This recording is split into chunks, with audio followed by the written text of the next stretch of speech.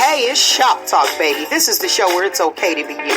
We're talking from Yale to jail and from the church house to the pimp house. Nothing's excluded on Shop Talk. So if you don't have a phone, I suggest you borrow one. Call in and voice your opinion live every Saturday morning from 10 a.m. to 12 noon. Yeah, that's right, 10 a.m. to 12 noon. Don't forget to Shop Talk with your girl, because right here, we keeps it real.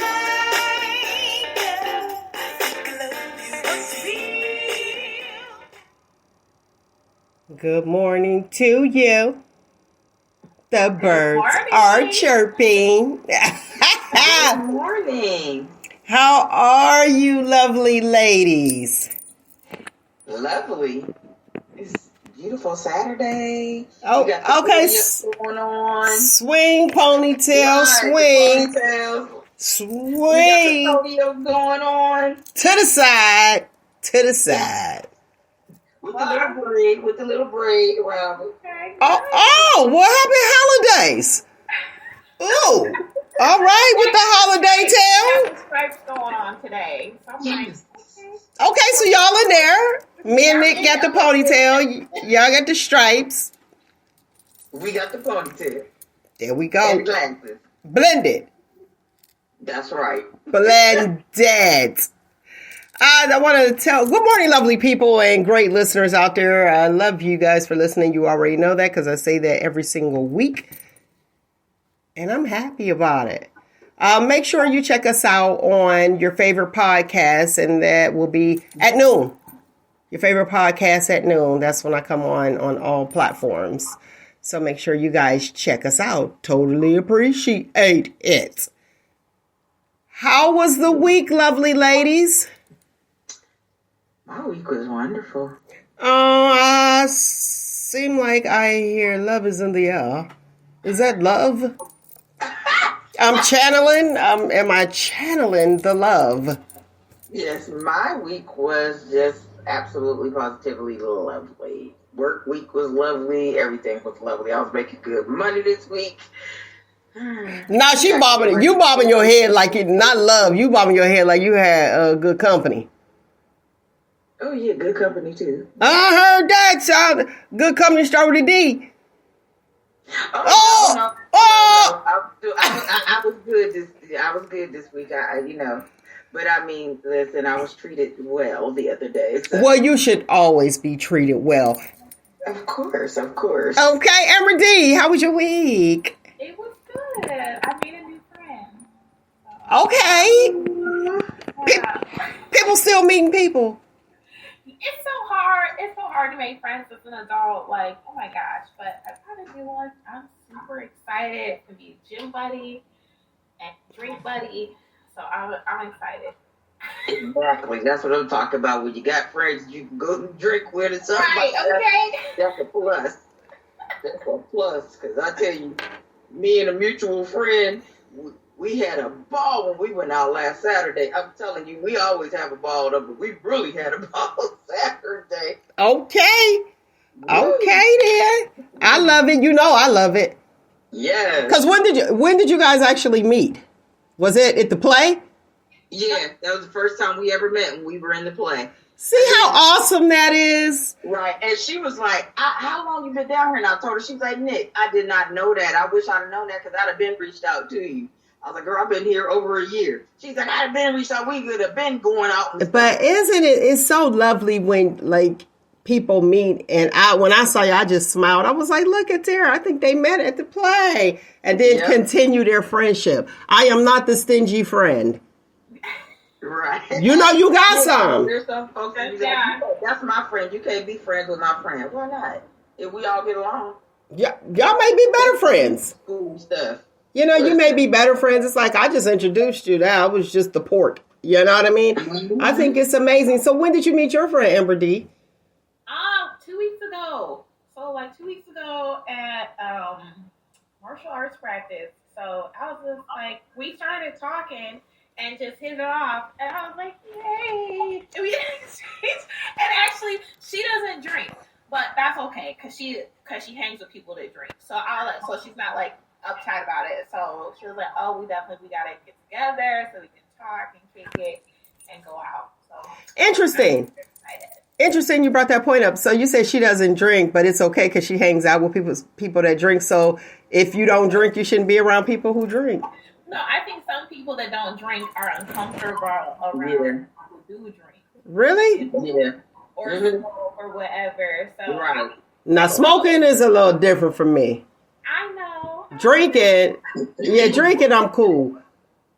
But smoking. Yeah. Right. No, I totally understand. So, but no, it was just we just hit it off, and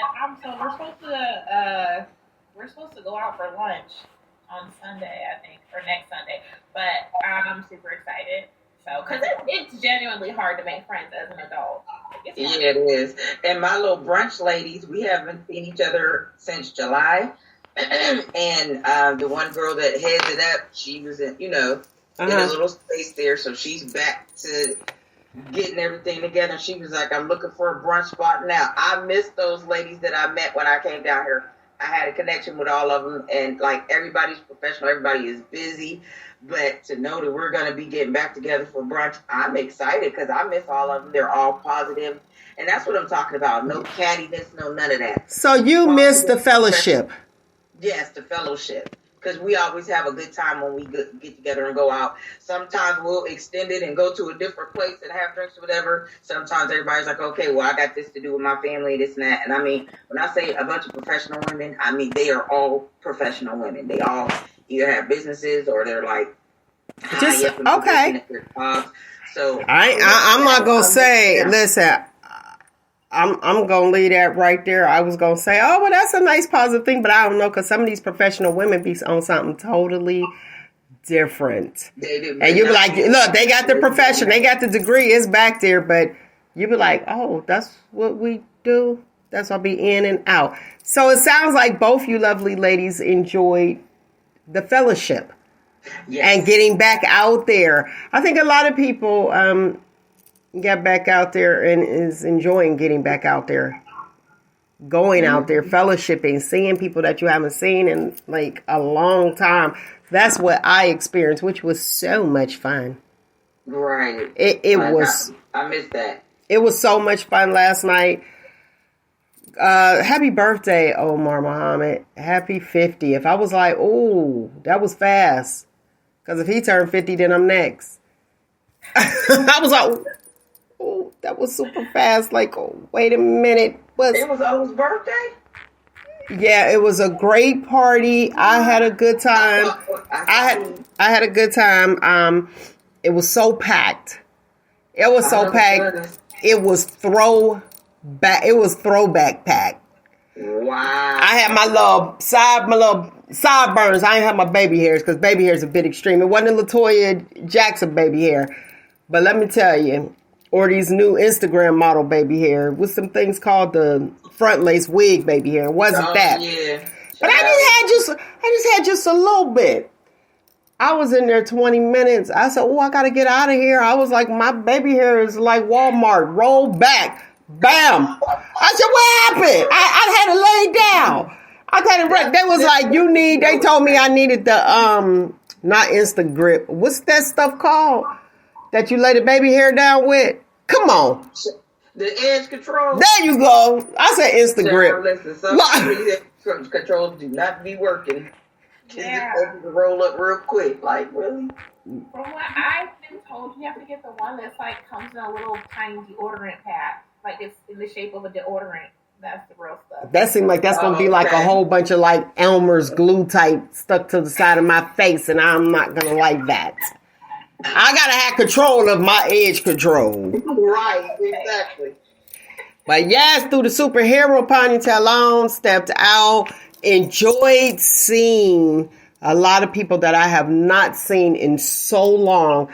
So I think it's the fellowship that most people miss. It's like, okay, back out there, here we go. This is what we're doing. I had a good time, I gotta say. I had a good time. It was good seeing everybody. But I'll tell you something that's interesting. What's interesting is I got a call from somebody's wife. Oh, it gets good on Shop Talk. Look at AmberDee. And oh yeah, let me share. Y'all listen up, listening audience. I said, this what we do? What happened? Like, what? So, I get a call, and I don't know, it was so weird.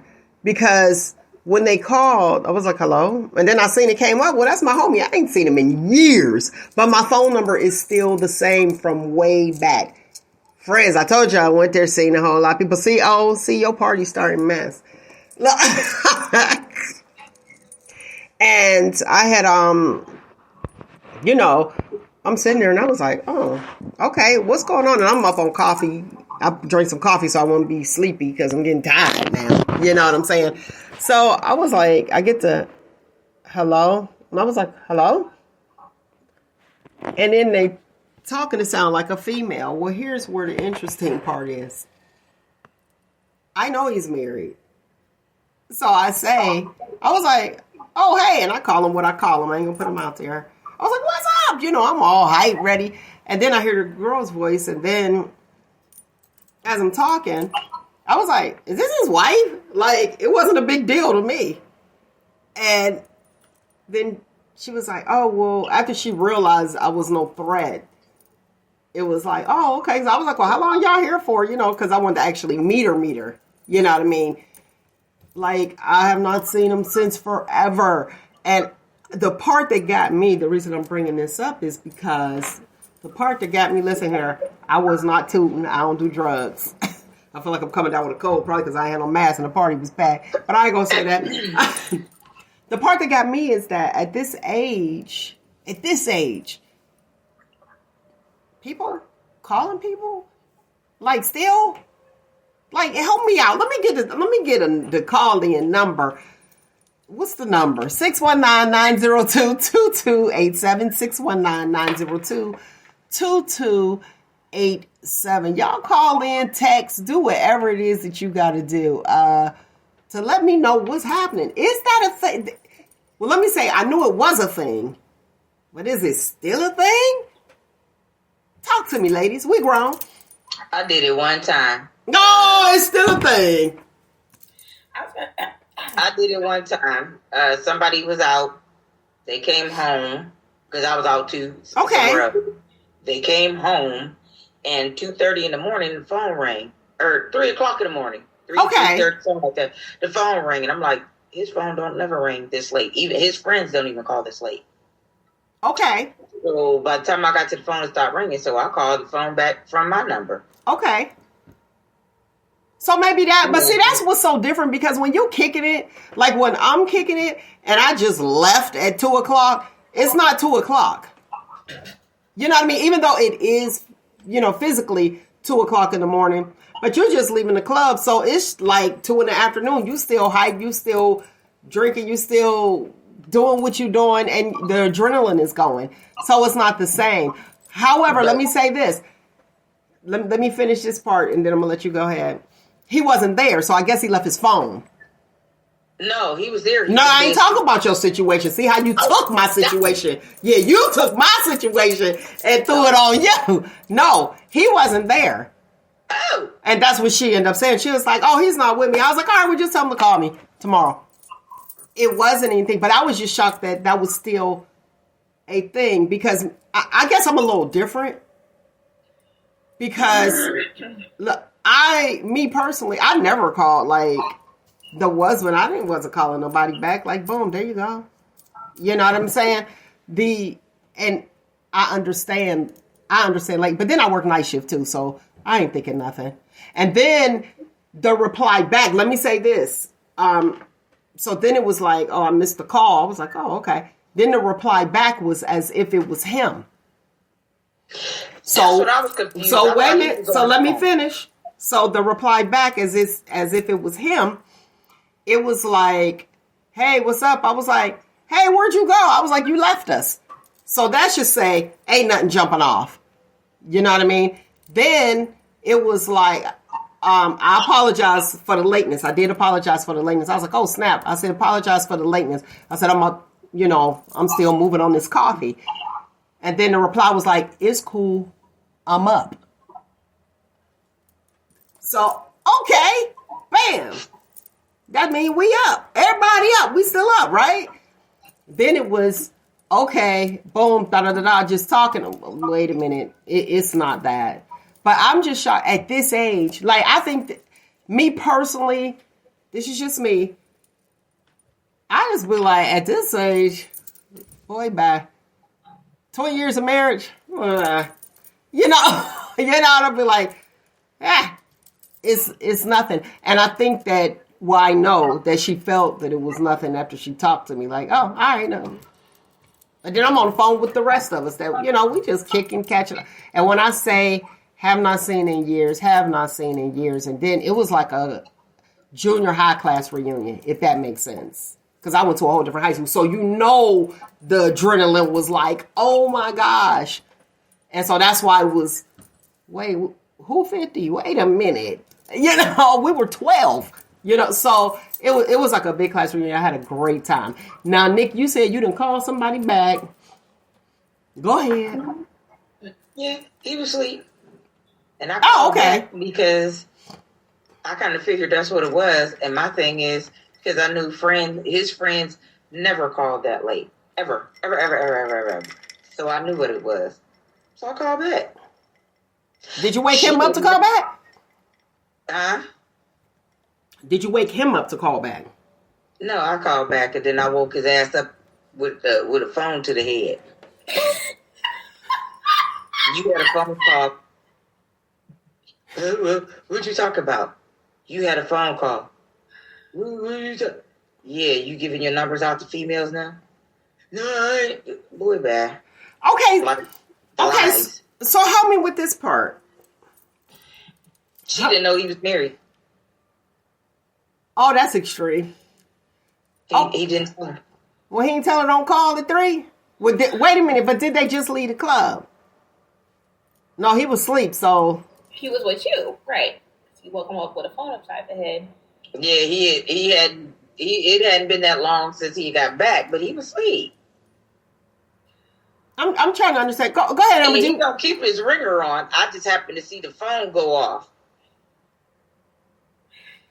Never kept that ringer on. Oh, see. Never. Oh, so he knew what he was dealing with. I just never been that person. And if I don't know, my thoughts would be totally different because I would look at it as, oh, okay. And if the phone didn't ring during that time, and see, it's a different scenario. I don't know what's going on, and I don't know the dynamics of your relationship. So, and I don't know the dynamics of theirs either. So I don't know if there was some issues before. I don't know. I'm just chilling. You know what I'm saying? I'm like, wait, what?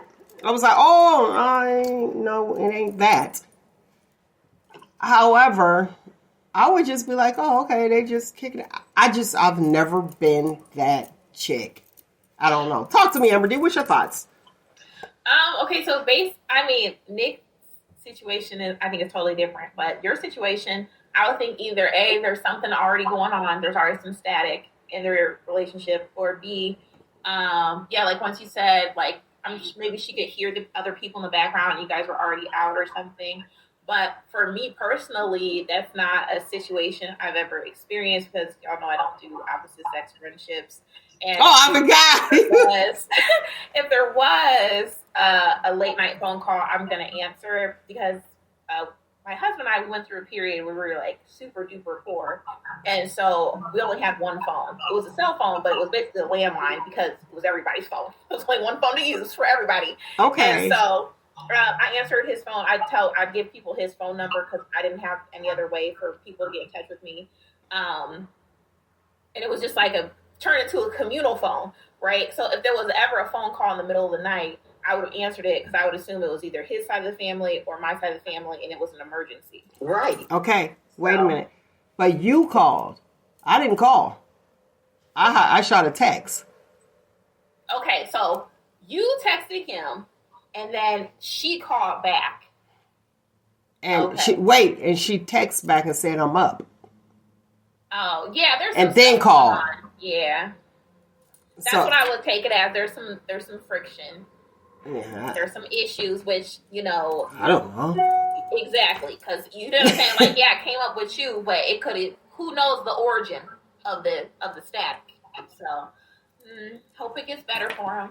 I know, that's my cat. You know, I hope all marital issues are resolved. Yeah, that's my cat too. I hope so. He probably ain't got a clue. And see the way that I'm cut. I just told y'all I ain't. If he see the show, he'll be like, "Is that what that was about?" He ain't gonna have a clue. Like, boom. But let me tell you, that happened before to me though. It happened. It happened before to me, and I didn't know what was going on. But watch this. It was so silly because the chick called me back when she left him. So me and my homeboy, boom, what's up? Went to school together. You could clearly see by the context of the conversation, there's nothing. But this is probably why AmberDee does not do opposite sex friendships. So the girl called me and she let me know, this is so-and-so's wife, and you text my husband, ba ba ba ba ba da da da da da da. I said, yeah, I did. And I said, and I'm your cousin. She didn't know that it was me. Ooh. Yeah, and I feel like that's it's not her. That's not your job. Like, she should be talking to her husband about that if she has an issue with it. No, now here's the thing. I guess my number wasn't saved in her phone, or maybe she had a different phone. But when I was talking, he was communicating with me about a surprise for her. And it wasn't anything that was nothing. It was like, I'm trying to figure out what I should do, da da da da da da. But I guess he knows her, so it was. He didn't say her or nothing. He was like trying to figure out what I should do. Boom, boom, boom, boom, boom, boom. Well, this person sat there, called me on the phone, and I bust out laughing because I seen it. The name came up on my phone, and she was like, "Yeah, this is so and so's wife." I was like, "Hi," and she was like, "And you have been communicating with my husband?" I was like, "Yeah, I have." And then at the end of it, after she went on and on and on, because I had to see how far she was going to go, because y'all already know. I want to see how far this going to go. I was like, girl, I can't wait to see this. And then after I laughed so hard, I was like, man, I said, that's what we doing.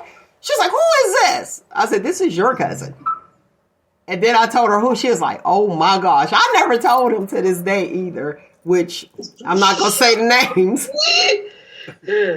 But here you didn't ruin the surprise, though, of course. No, I did not. But to Amber's point, I was so saddened. Like maybe I didn't know they was having issues. And that's what either they're having issues or she's having issues. But somebody's having issues. Somebody's having issues. Somebody's having issues, some insecurities, some doubts, some hesitations, and that sucks. Yeah. Yeah. That's the first time I figured out we was having issues. So yeah. Okay. I was like, now that is different. And then lying about it though. How you gonna lie about it? Ninja, how you gonna lie about it? He was cool with maintaining at home and doing this thing out in the street. Obviously, he was real sneaky with it because didn't nobody else know. But he in the bar buying chicken. She was like, he bought me a drink and this and that, and he taking money out of y'all home. And I did not know him. She said her father was a preacher, and I forgot the chick's name. And What that? And I don't do that. What that? Karma back on me.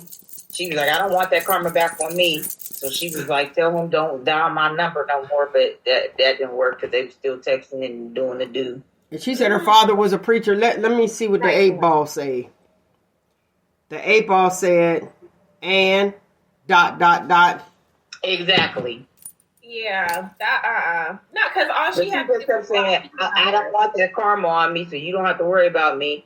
And then I guess we talked the next day. She called me or something. She was like, yeah, I talked to my mom about it. My mom said, you shouldn't have been calling me and Excuse me? See, I'm there though. Ratchet. I'm there though. First lady ratchet. First lady like, Look, she said her father is a pastor. First lady was like, that's just my husband. Like to her daughter about messing with married people. But see, you can't say that because here, see, we think differently, different dynamics, different situations, and I get it. If she said off top, you said that she didn't know that he was married. So that's really not her fault. If they met at the bar or the club or wherever they were, and let me say this, Nick, before you put it out there, she preached PK. What's she doing at the bar? Come on now, people. And so I just wanted to put that out there before I get to going. She should have been at the bar. No, bye. She's grown. I know a lot of PKs to be at the bar, right? Right, but here's where I'm going. It's like she didn't know. You leave the bar, like I said, if you leaving the club closes at what, 3? 2, 3, yeah. Or if you're leaving the party 2 o'clock, whatever, you still up. That adrenaline. It's like working afternoon shift. You get off at 11, you don't go to sleep till like 2. So that adrenaline is still going. So she probably didn't see anything wrong with it. But I think of where Amber's at. It's there's some underlying issue going on. And you said you didn't know that there was an issue when she called. So you woke him up with the issue. Mr. Telephone Man. You hit him upside the head. You sure did. Phone upside the head. See me, I'd have had that all planned. I'd have had my little song ready, hit play, boom, boom, here you go. You'd be like forever thinking Bobby Brown. Forever Bobby Brown, okay? But with that being said, you was clearly busted. How you gonna play it off? But guess what though? And that's a bad way. But see, that's a violent situation. That's a bad way to wake up with a telephone upside your head. That's one. 2, me personally, I just figured like if you want to go, and probably because I'm a free bird. No, but that's not the issue. It's not that they want to go; it's they want to have it all. They want to have their cake. Right? Because I was always saying. But you can't. You feel like you want to do something else. That's what I'm saying. Bye. Be a free bird. Like you and something else, and additional something else on top of that. Like, but I'm not about to be arguing. I don't say nothing. What they say, silence is golden. The silent killer. They got so many different old adages for silence. Right. There you go. I was always offering the door. There you go. If that's what you want to do, that's what you want to be. But that's an assumption, though. My stuff is purely innocent, right. And like it's purely innocent. But here's what I notice. And, when things like this occur, this is like younger days. You be all good. It's like, yeah, that's the homegirl, blah, blah, blah. Cool, everything. I could be cool with the girlfriend the whole 9 until we meet. Oh, you can't be friends with her. What did I do? What did I do? Wow. That's crazy. That's crazy. Now that's I've experienced that, but like with the spouses, and at this age, I just think that you just be like, oh, okay. I mean, do you really want to start all over, or are you like, I'm out because there is nothing. So you take something that's nothing, and you pretend like you're somebody else. That's one. You pretend like you're somebody else. You see the dynamics of the conversation, so you see it's nothing. But you pretend that you're somebody else. You pretend that you're him. Pretended I was me. Go ahead, AmberDee. Back to like you not knowing the situation, because I feel like if the situation, like say, because we're speculating as to what's going on in their union. Like I could, if the roles were reversed, I could see her husband doing the same thing to her male friend, and maybe she found out about it, and he did the same thing she did, which was like play along in the conversation until he felt comfortable. I could see men doing stuff like some that. Men, but that one I don't. Let me tell you why. Because he's so big in business, and he was doing business for a long time. What's the one? Oh, well, remember when they had the wine. It was Love and Hip Hop, one of them. I can't think the one that started the wine business. He was in partnership with him. So maybe all of that plays a part. I don't know. But him, he's still like, with growth, but he's still cool. And all we do is just like laugh, and it's not a thing. So if you're secure in your situation, back to your point, I don't know. If you want to be with somebody, you want to be with somebody. If you don't, you don't. But I just don't see him being that way, with all the extra stuff. But I don't know him in a romantic way because that's just a homie. So it could very well be. And so, we don't know. And I feel like, okay, either maybe she's insecure or there's an issue, there's a legitimate issue. Or, and that's with people who are attracted to like more possessive partners. And that's how she like expresses love or concern or care. And he receives that and he likes it. Like some men like a woman to be possessive over them. We just don't know what the heck is going on up in there. We don't. And it's been so long, but we still be cool because we even, chatted like on the phone, him doing his thing, uplifting each other because it's our class and that's what you want. You want to see your classmates winning. And that's what we do across the board. Across the board. Wasn't ever my ex-boyfriend, nothing like, and see, back then it wasn't nothing sexual, you know what I mean? But still, that was my best friend's boyfriend. I ain't want to say, girl, you ain't got to worry about me. I ain't going there. That's so-and-so's ex-boyfriend all through high school, Then that might be, maybe you hooking them up. I don't want no problems and no parts of none of it. Hey, let's get this show started.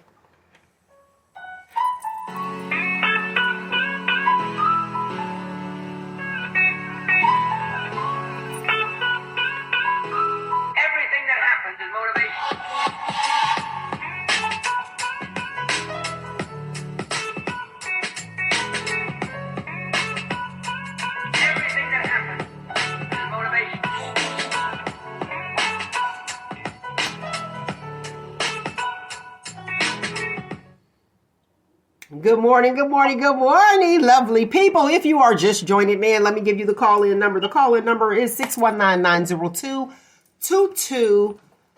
619-902-2287. Today's topic is colorism. We gotta have a conversation. We gotta have a conversation.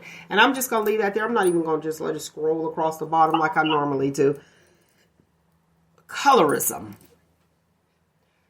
Now, we all have that complexion. We had some guests, and I'm just going to put it out there. We had guests that was coming on and said, okay, I'll be there because I wanted to talk to them, and they were bringing up the conversation. But what I'll do is I'll speak to their points. I'll bring up their points, the conversations that we had, sidebar. I don't know if it's stage fright or what. But what I will say is I noticed that there's people, even if you could call in, so I'm not upset because you have to be comfortable and it's okay to be you. But if you have a complaint, when it's time to voice it, why not voice it? It'll never be corrected until you actually speak to it. There was several people that commented and they were talking about colorism. And I was just surprised and intrigued by the conversation. And I was surprised because I couldn't believe that this was like still going on, if that makes sense. Still going on, with colorism within your own race. And I had a conversation with someone who was lighter complected, and she shared with me some interesting things, which was really shocking to me because I was surprised. She was like, oh yeah, Mel, what? She said she uses it to her advantage. She said she uses it to her advantage. So, is that surprising to you guys? No. She's going to call in. It's not? Mm-mm. I mean, colorism is not even limited to just the Black community. You see colorism in the Hispanic community, in the Asian community. It's global and it's pretty deeply rooted in anti-Blackness, basically. And I do feel like a lot of lighter complected people, particularly women, because I do think there's a gender bias, will use colorism to their advantage. Okay, let me give the definition of colorism for those who may not be familiar with it. It's a prejudice or discrimination against individuals with a dark skin tone, typically among people of the same ethnic or racial group. And I wanted to talk about it because it's colorism within our race. And for it to still exist is just really surprising to me. It's just really surprising to me. But when she said it, like I said, she's fair complected, and we had a conversation. And see, we used to call her 90210. Now, was that a hurtful thing? She said she didn't take it as a hurtful thing, but were we clowning her color? And I told her, I said, we weren't clowning your color. We were clowning their personalities, and it was a group of them. And it was like, here comes 90210. And me and all my cousins, we'd be sitting there laughing, and then they would come in. I'm telling you, if they had dogs and purses back then, they would have had it. She would have had one. She definitely would have had one, big time. But I was surprised. And it's my sister. So if you know my sister, you see, you guys seen her before, right? Mm-hmm. You probably seen her and didn't know because she's so yellow. Pastel. Okay. That's what I say. I don't know. Is that colorism? Am I saying that? I don't know. But I had a child that came and looked just like her. It's a whole nine. But when she shared it, I was really shocked. I said, is that something? Because I haven't experienced. And she said, with a darker tone person said to me, they said, you passed the paper bag test. Now, right. See how you surprised you are? But look at our tones. So it was a thing back in the day where if you didn't pass the paper bag test, I guess you were discriminated against. Air quotes. Let me make sure I put this banner up because I don't want to throw people off and make sure I'm good because I ain't got time for these. I'm tired of these people coming for me. Look, they think I got some money. I'm like, let me put that up and let that scroll. So the paper bag test. So if you were the color of the paper bag and lighter, you passed. If you weren't, you were discriminated against. Allegedly, for the listening audience. Well, I mean, it happens within families too. Yeah, and this I got all shades in my family. Do you? Well documented history of colorism in the African American community. Is it? Yeah.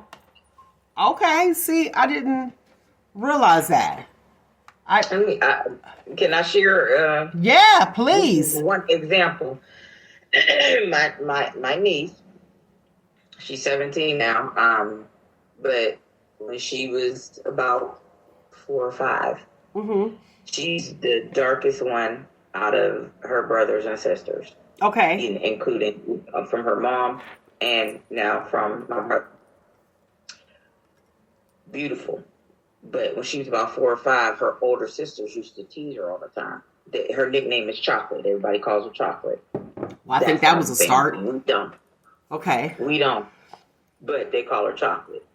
And she didn't like it when she was younger. She got used to it now. But her older sisters are very light-skinned. And they used to tease her. This is the kicker. This is what pissed my mom off. Because, her mom happened to call and talk to my mom. She talked to her all the time. But she shared with her that the baby went in her room one day and asked her if she could have some bleach. And her mom was like, well, no, you can't have bleach. What you need bleach for? You can't. No. And she told her why. She said because she wanted to scrub her skin. Because she wanted to be light-skinned like her sisters, and she was crying. They were teasing her. because she wasn't as light as them. My mom was spitting fire. So colorism is real. I mean, we've experienced it, with my cousins and stuff. We have some cousins that, of course, mixed. So then we got some light. My aunt, we always call her a white lady because she would always wear her hair blonde. And like, if you see the back of her and, look at her, you be like, yeah, she white, but when she turn around, her facial features are clearly black. But because we come from a mixed family, because our, great grandfather, her father, my grandfather was a mix. Mm-hmm. So he was dark. He had a twin brother. He was a little bit darker. You could tell he was mixed. He looked mixed. But they said his twin brother could pass for a white man. And he got killed because he was with a white lady. Mm-hmm. And the white people paid a black man to kill him. So just because he looked like a white man and he was with a white woman, they didn't like that. But, But we knew that too, even, not with your situation, but with the movie Imitation of Life, where she passed. But let's bring it forward to see how we can correct this issue, because we know where the problem lies. And even though we think that, these are cute nicknames, is it harming these babies? Because I'll see people put my chocolate drop, my this, and it is, and the baby is chocolate or whatever, but is it really harming them and making them look at themselves differently? Now, it depends on how, but you have to, because we can't say, love to skin you in to a toddler. Right. But it don't matter what color you are. You know what I mean? Everybody's beautiful. But if you, like a darker skinned child, yes, they're going to have a complex because they are always being teased. You have to let these babies know, yes, even though you are dark, you are beautiful. Start making them comfortable at a young age. We have to do that. We have to start. I mean, of course you can't, a toddler's not going to understand love the skin you're in, but you have to start making these babies comfortable at a young age so we don't have the amount of children wanting to commit suicide, and then when another child teases them, they can jump back and be like, I'm beautiful, I don't know what you talk about, instead of, like crying, making them cry. Like, we really have to, and that's a shame that we have to do it, but we have to do that, like, at a young age, start teaching these children, especially the darker skinned children, you are beautiful. You are beautiful. You are beautiful. Don't let nobody tell you nothing different. Don't let nobody tease you. If you tease them, if they tease you, let them know you're beautiful. We got to start at a young age. We have to, because it causes problems later on. Because in what world does a 4 or 5 year old child ask their parent for bleach so they can scrub their skin? And that's horrible. That's horrible. You want to go to the comment, AmberDee, real quick? Okay, so forgive me for mispronouncing your name, but Kai Rudolph of Facebook said, "Yep, I did that with my son." Here's another one I want you to read. So Art Baldwin II of Facebook said, "Being dark skinned was tough growing up." I want to hear from him. He's going to join in. I want to hear from him and his situation. I didn't see it. Our family is an array of colors. You don't know what you're going to get. I mean, real talk. You don't know what you're going to get. You're going to get somebody high yellow, dark skin, whatever. But here's what's interesting. I have 23 first cousins, and I believe it's 19 girls. I don't look, I never saw color with them. I never saw color with them until this conversation. Then I actually paid attention. I was like, who in our family dark skin? I was like, oh, and then I started. And it's sad because I was like, I wonder if they felt that way. So I reached out to my cousin who's darker complected, and I asked her. And she commented, she was like, oh, yeah. And I'm going to share her comment. I was like, what? So when I was having a conversation with my sister about my cousin, she said, but guess what? She's beautiful. She said it's a difference. Because my cousin's hair is down her back, beautiful texture, smooth skin. She is drop dead gorgeous. Okay? And I was like, oh, yeah. But we were all together. We would be over at my grandmother's house every weekend. That was way too much for me. But we would be over there and we all were together. And I can honestly say I have never heard anybody say anything about a complexion. Never. Because we were who we were. You know what I mean? We were our names. That's who we were. Now, did we have, we used to crack. Y'all call it roasting now. You know what I'm saying? Mm-hmm. But we used to crack on each other. But it wasn't ever about the skin tone. It would be like the imperfections. And I got to say, my cousin used to crack all the time. Shout out to man. Because let me tell you, he got me ready for the real world. He is cracking and they roast you. And if your family roasted you as a child coming up, the world ain't got nothing. You be like, oh, bye. You know what I'm saying? Like, come on.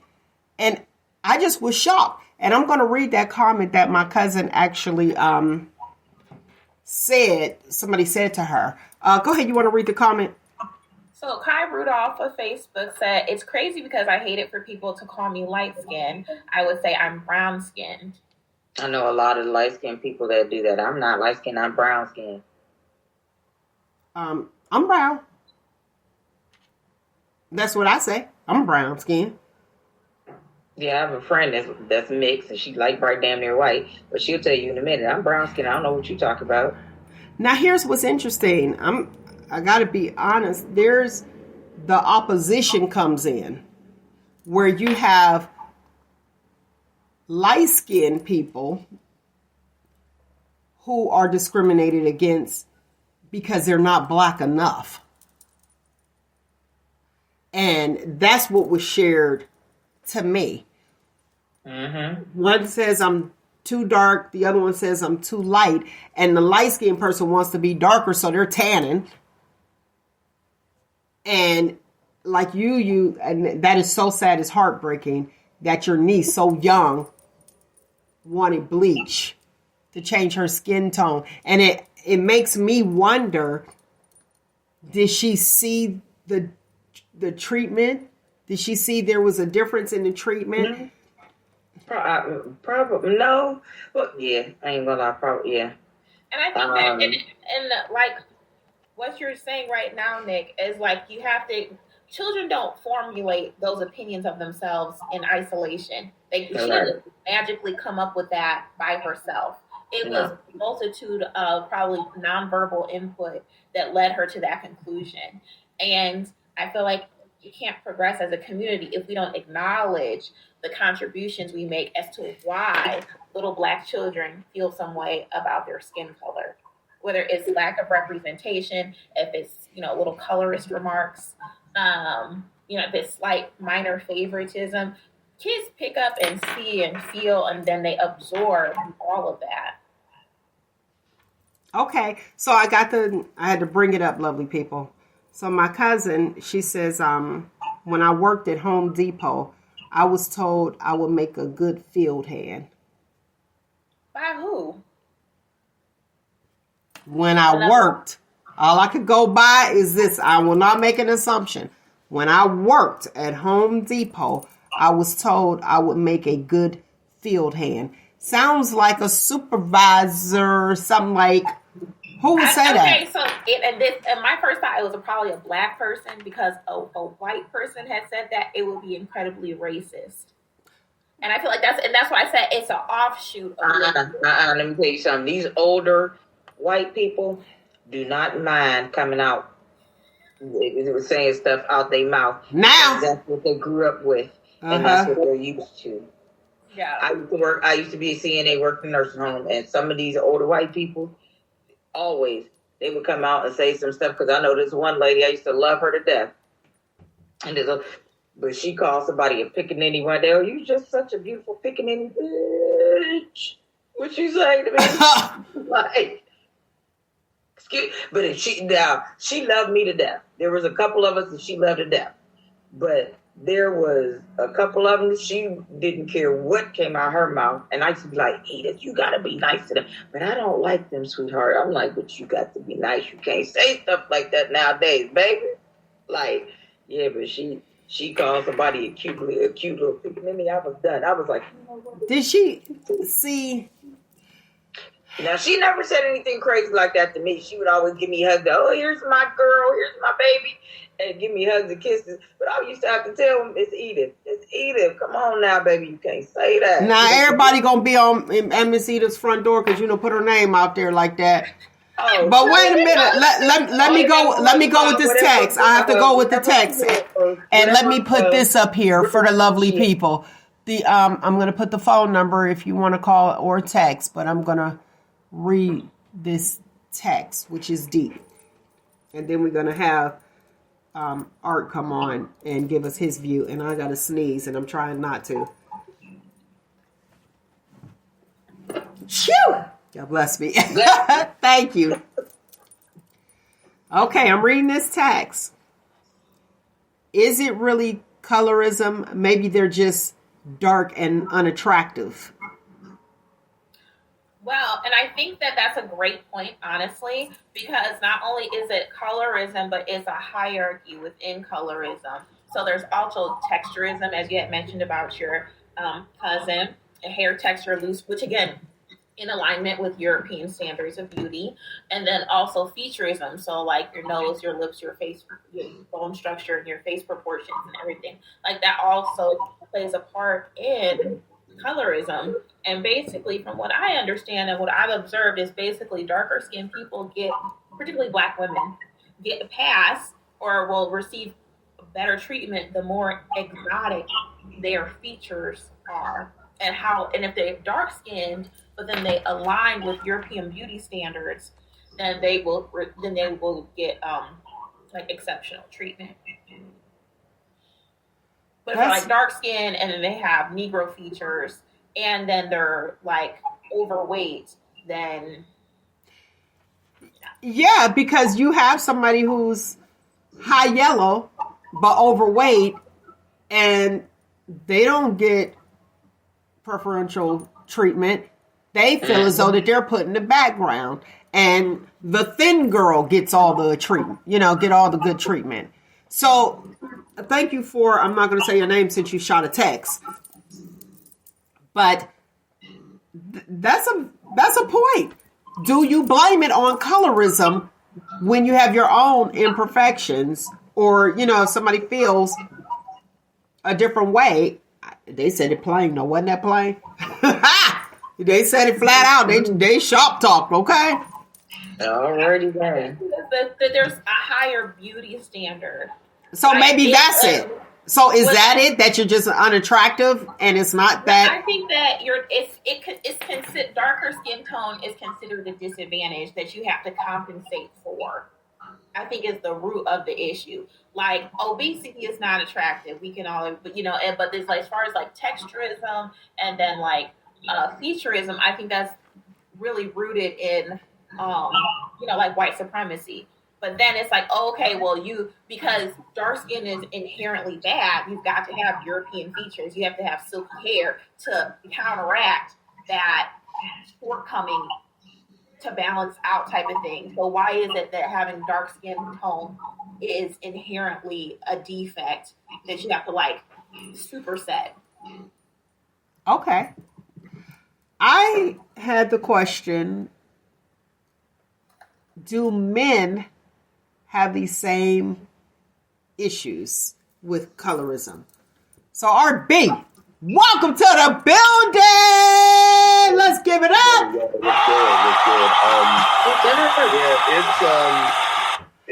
It's definitely been, wow. I mean, to talk about colorism is like, it hit home for me really hard because I grew up dealing with colorism as a little boy. And as a little boy, the thing of it is that being of a darker hued skin, being a dark skinned Black man, it's like, yeah, I dealt with it all the way up into my 20s because, here it is again. I'm a dark-skinned black man, and I would hang out with the light-skinned brothers and, the lighter-hued brothers, and I would get no play because of the simple fact of the matter is that here I am, a dark-skinned brother, dealing with colorism. Like you said, the sisters wouldn't look at me; they would look at my boys. So I would deal with that. As far as being a black man and feeling a certain kind of way, actually having some insecurities about being dark skinned. Until I, got the understanding that, hey, you have to be confident in yourself no matter what color your skin color is. So for me, it was a thing of, I dealt with being dark-skinned for so long, because of, the whole colorism thing. It was just like, it was rough, period. So, very rough. Did you see it, like, from teachers or? Well, I went to a white school. I went to Middle Ridge for a while. So that's when I really got the whole, I got that, how would I say it? I got kind of shell-shocked in the racism. Okay, so that's racism different from colorism. So what I'm saying is, that's what I'm saying. That was a part of it. Being dark-skinned, my lips were bigger, you know what I'm saying? I had to grow into those. So, yeah, I got the comments, you dark, you black, big lip, da-da-da-da. So I dealt with all of that. I dealt with the comments of being a dark-skinned, young brother. I mean, even in grade school, like, back then, it was all about the DeBarges. So you talking like the early 80s. And with that family, they were like the, every girl wanted a light-skinned boy with the curl. That's what they wanted. They wasn't thinking about dark-skinned brothers. Every girl I knew in school wanted a light-skinned brother with a curl. And I'm like, well, what's wrong with the dark-skinned? What's wrong with me? What's going on with me? Like, why? What's the problem with me?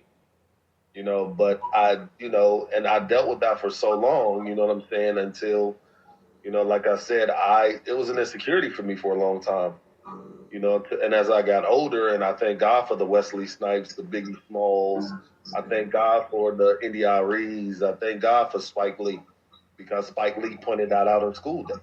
Mm-hmm. The dark skin, light skin thing. So it was like, one of those things where it was being dark skinned was like almost, it was like almost like a curse in a sense, if you were dark. And I just felt like that wasn't cool. I'm like, I'm still a good looking guy, nothing wrong with me. I got just as much personality as you light skinned dudes. But at one point in time, yeah, dark skin was just out. It was all about light skin. But when dark skin came in, boy, it was like we forever now. So, before, yes, it was very, very hard being a dark-skinned brother because sisters wasn't checking for a dark-skinned brother. It was all about life. Okay, I'm guilty. I know you probably is. I'm going to say I'm guilty. I'm guilty.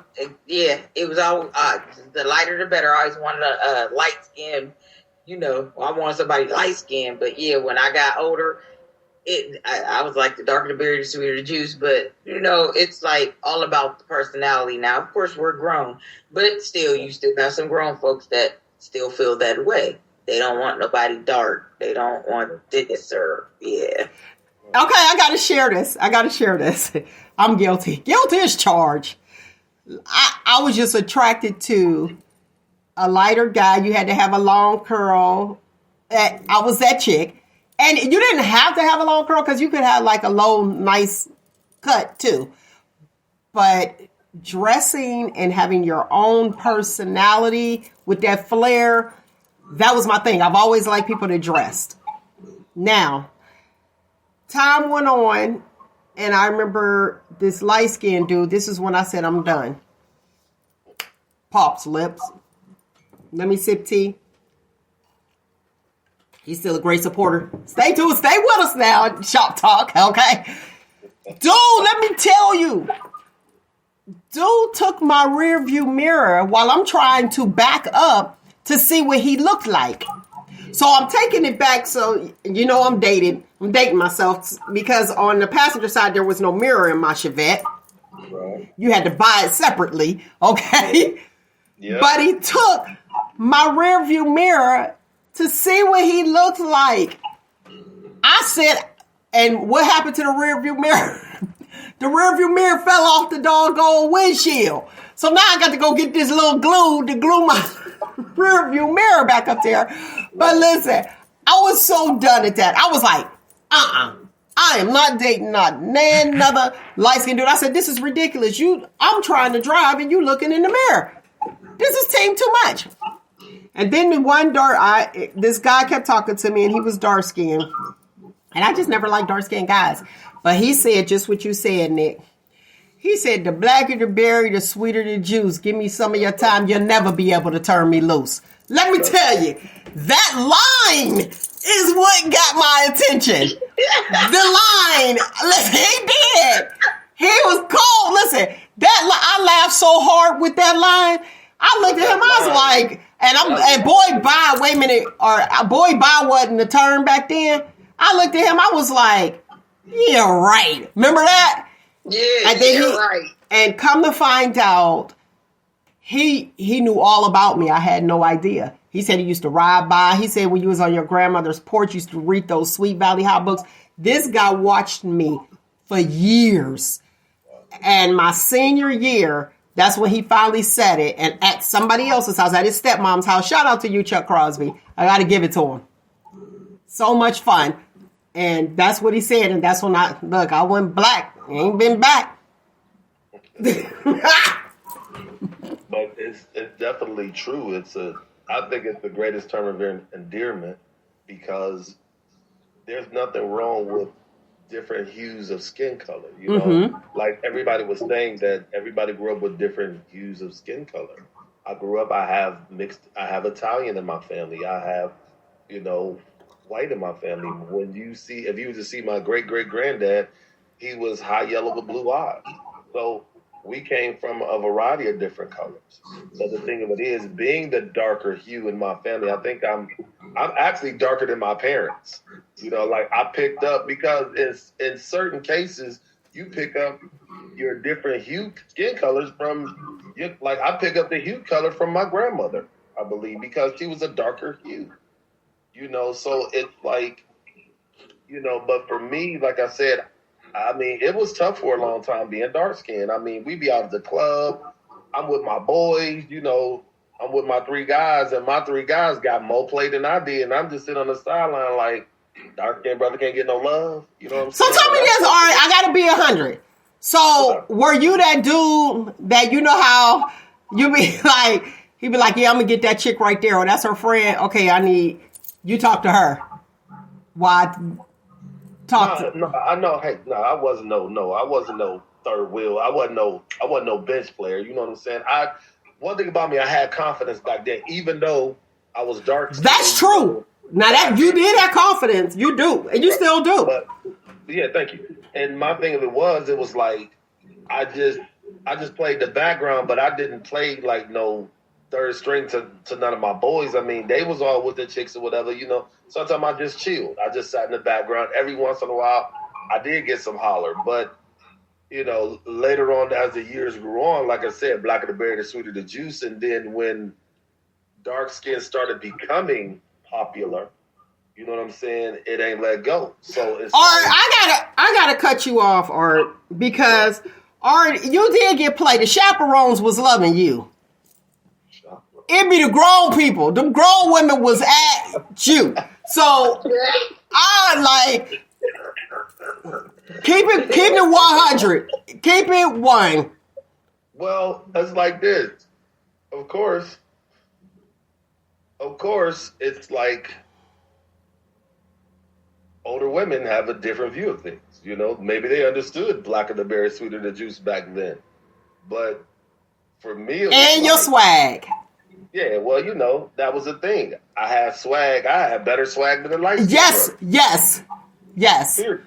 You know what I'm saying? Because I grew up in a family where You know what I'm saying? My 94-year-old uncle, who was our inspiration.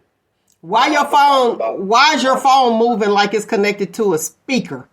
It keep going in and out. I'm moving my hand. Sorry. Oh, okay. I'm like raw base. Who's 94 years old. You know, it's like I grew up with parents that dress. So my family comes from a line that we all dress. So my mother was one of my greatest inspirations. You know, she dressed me well. I've been dressing since I came out the womb. So it's like it was nothing for me I was always well dressed. You know, I carried myself in that way because she taught me no matter what color you were to be confident. You know, wear it well. My father was the same way, dressed well. My family dressed well. So it's like I did have that air of confidence when it came to my dress, but as far as being dark skinned, that was still rough. You know what I'm saying? Until I got older and I stepped into who I am today and understood, hey, ain't nothing wrong with my dark skin. My dark skin is beautiful. You know what I'm saying? So it's like I had to learn to embrace that. You know, it was a process for me to embrace it. Now I have a question. So within our race, did you find light-skinned dudes? I don't want to say catty like chicks are. You know what I mean? Going back and forth like, look at her mean. What is there was there like a mean boy, mean guys type thing? You know how now they talk about mean girls. Did y'all have that like hater type stuff? Nah, like the cats I hung with, everybody was cool. You know, if you know anything about me, if I see you one of them dudes that's on some corny stuff, I don't really mess with you. I don't always mess with real dudes. Like the cats I hung up with, you know, like, I don't know if you know my boy Ali Sims. Shout out to my boy Ali. But Ali was like, we used to call him Pretty MF. You know what I'm saying? See, that's what I'm saying. So that's it. Pretty Ricky. But one thing about him, he was cool. He was the most downest. He's a good looking dude, but he was down like 4 flats on a dump truck. He was cool. He wasn't one of those dudes that was arrogant, his head in the clouds. He was laid back and he was chill like us.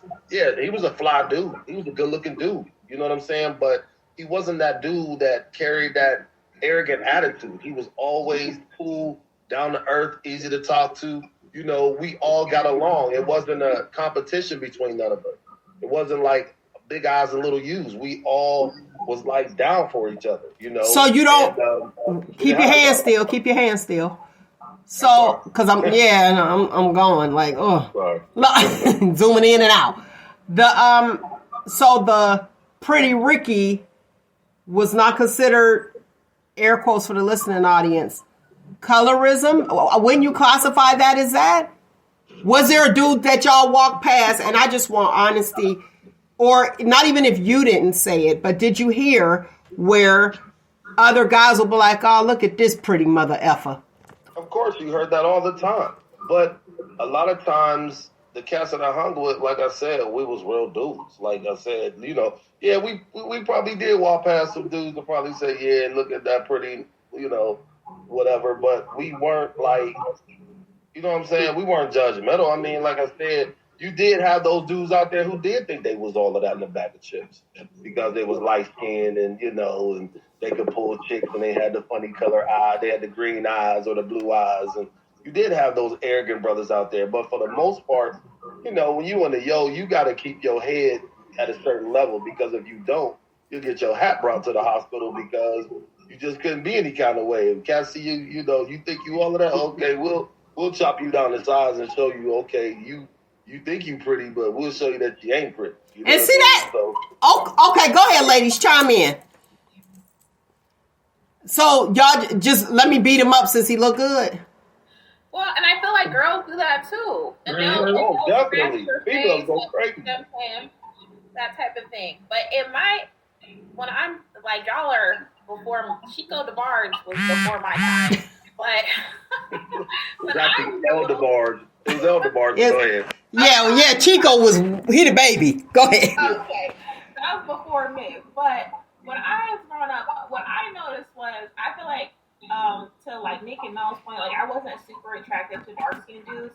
And for me it was because I kind of picked up on that insecurity and I still believe this to this day, when someone doesn't love themselves, they can't love nobody else. And if you've ever dealt with someone who's not happy with who they are, that kind of will rub off on you as their partner as you're dealing with them. And it was just like, you know, this an undercurrent of negativity.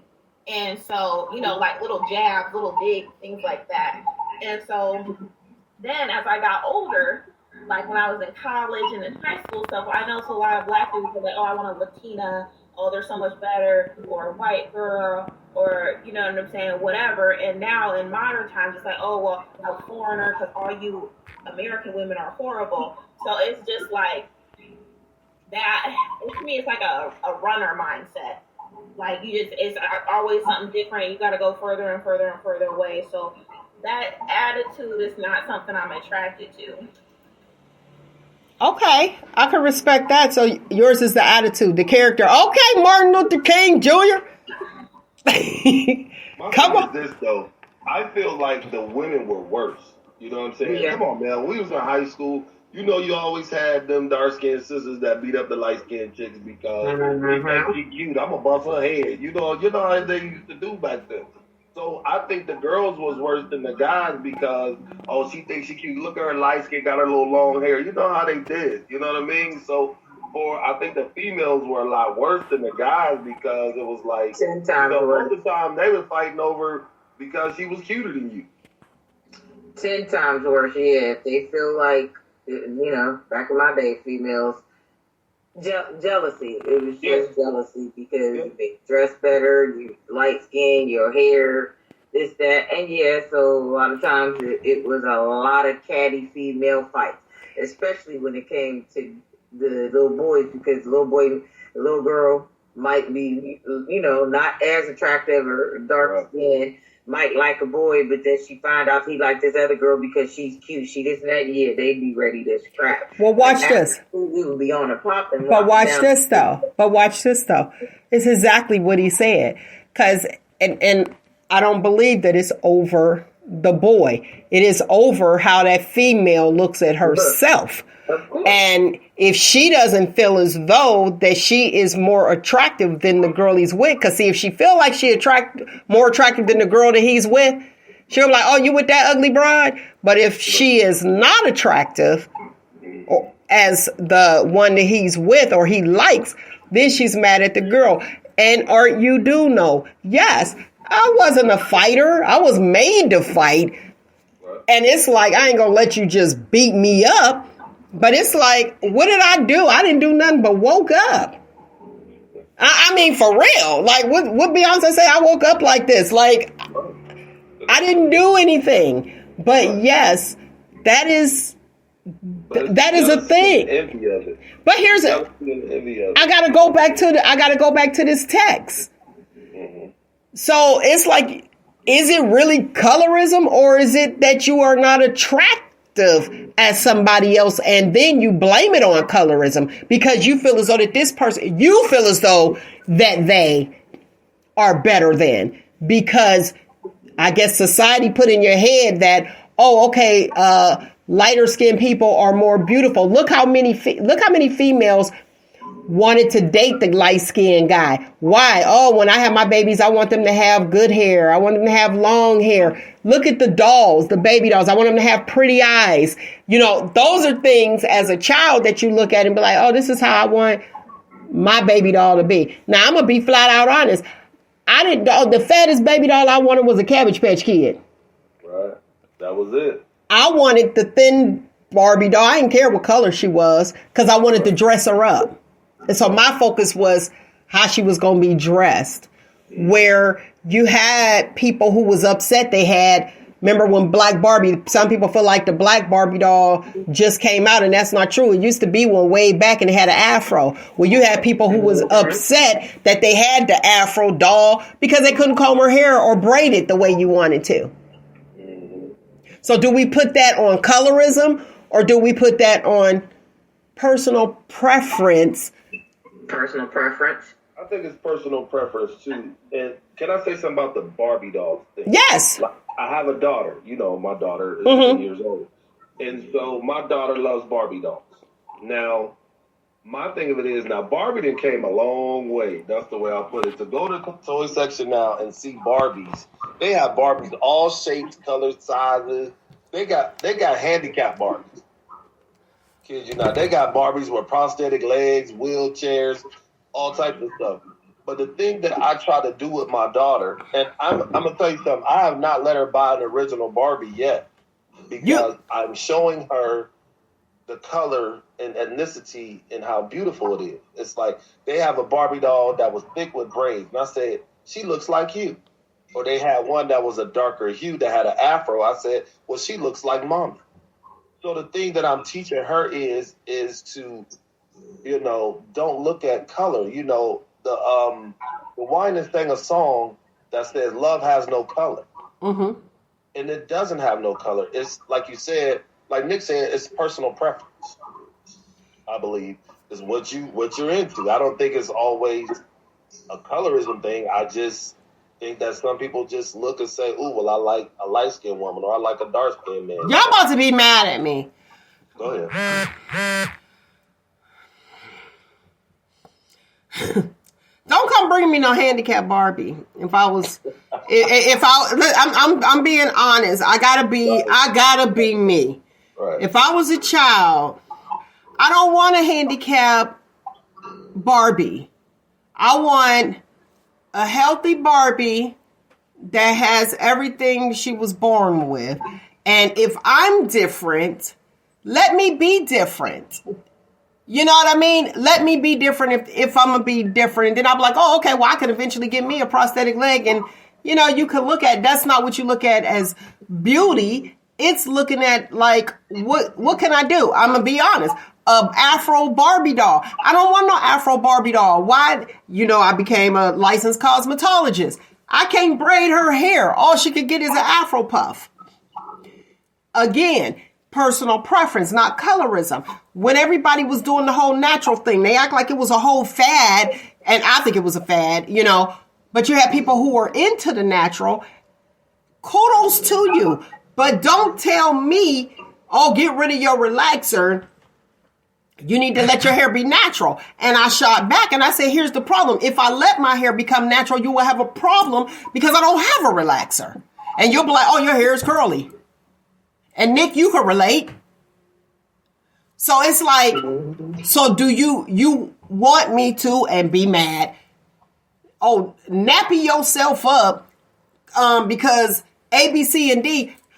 I should not have to go out of my way to nappy myself up. I should not have to go out of my way and be like, oh, okay, let me put a perm in my hair because of an assumption that you think.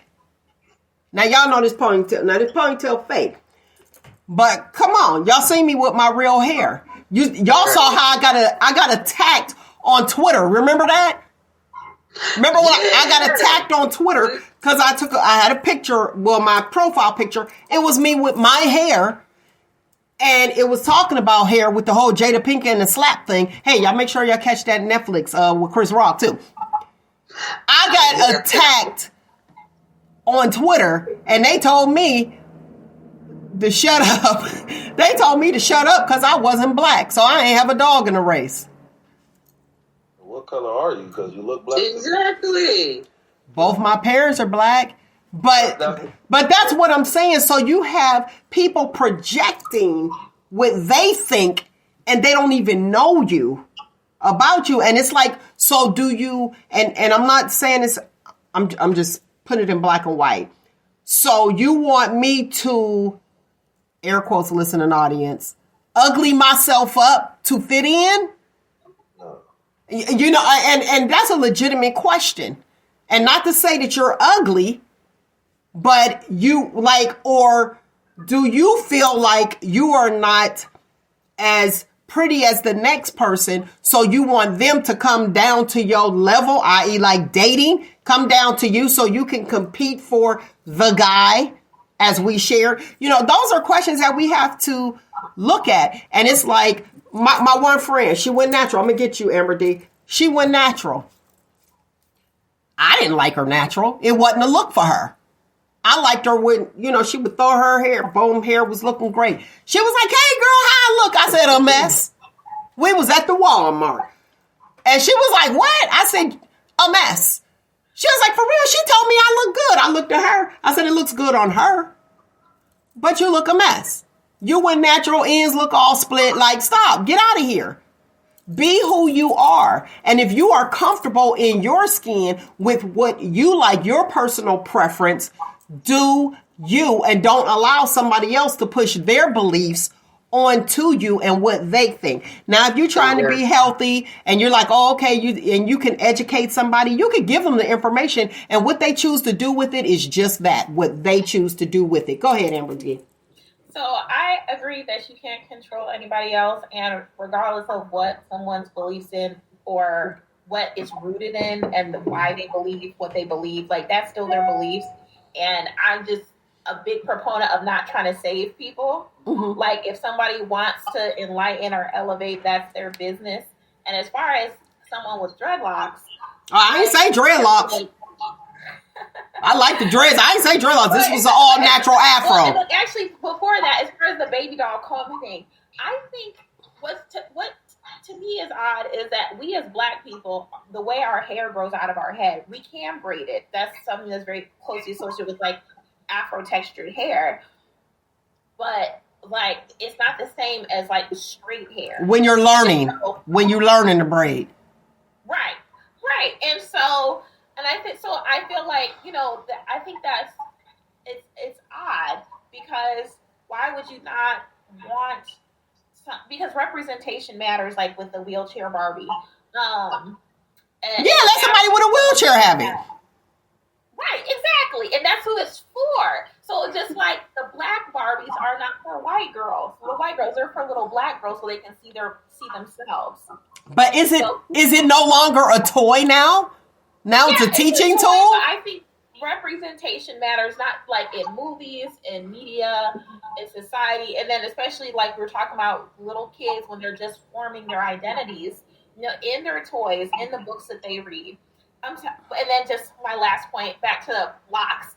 So I can relate to this as a person with locks because I was just watching this conversation where this Black girl, she had dreadlocks and she relaxed her edges. And they said, is this an issue? Like, isn't this kind of counter to like the whole point of dreadlocks and like, And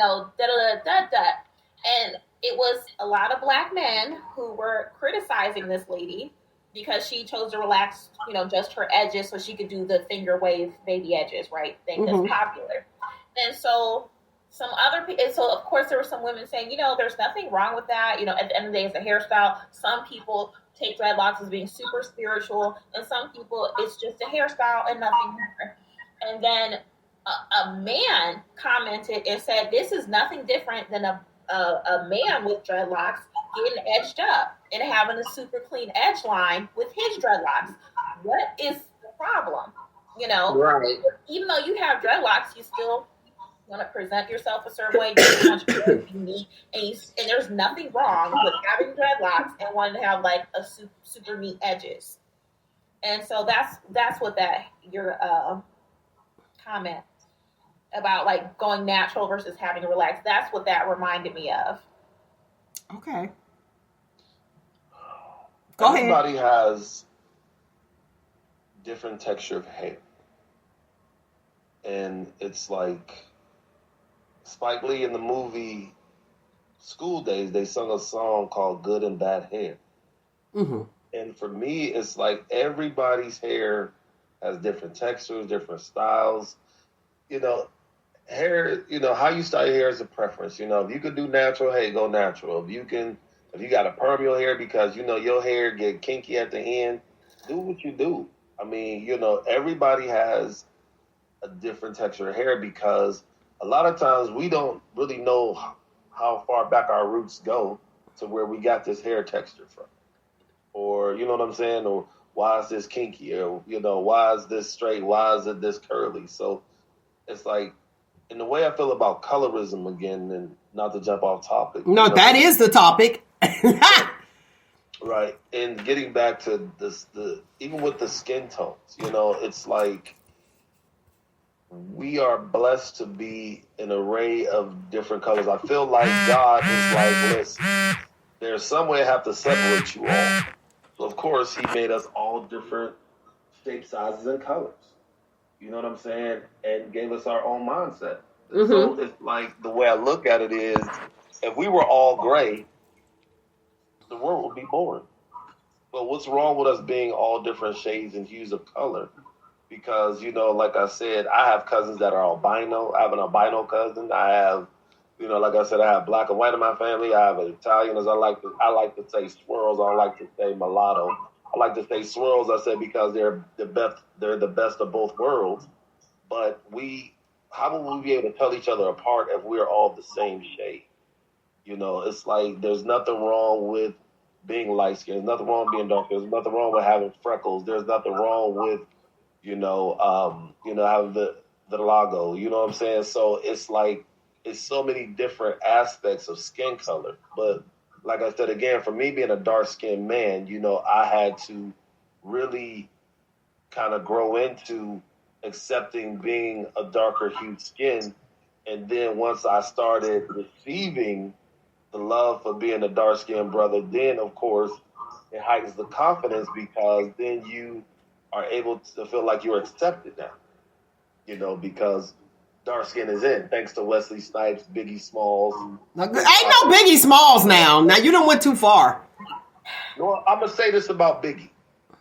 Biggie said a line in a song, because I felt like Biggie basically was saying, he said, I'm black and ugly as ever, but I'm Coogee down to the socks, rings and rocks filled with rocks. But what he was saying was, it's like, kick rocks. I'm dark skinned, but so what? And you have some people out there that's listening to that saying, well, dang, Biggie's saying he's dark skinned, ugly as ever. Ain't nothing wrong with me. I'm cool. So they might have. So it was an inspiration when they heard that, right? That's an inspirational line. He actually said, "I'm fat, black, and ugly as ever."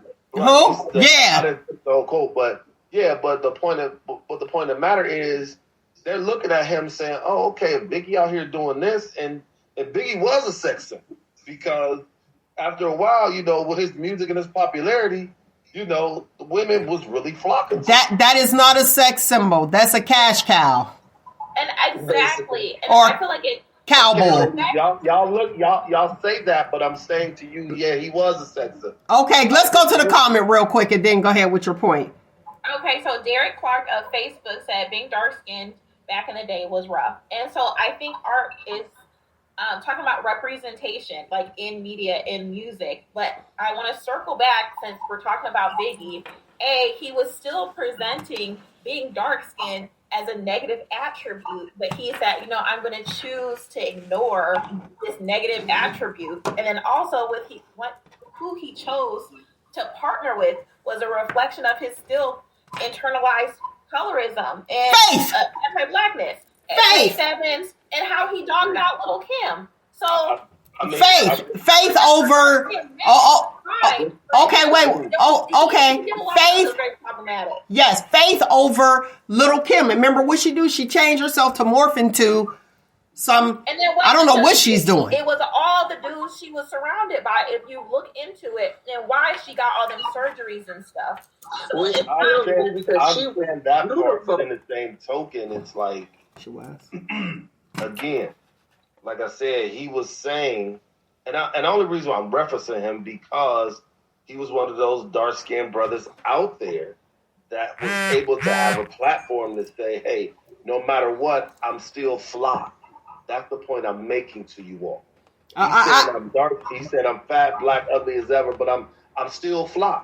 Because he said, I got a fly watch on, I got rings. And you all, yes, I understand what you all are saying. But here it is again, like I said, no matter how you look at it, he did become popular as a dark-skinned brother because he had a platform.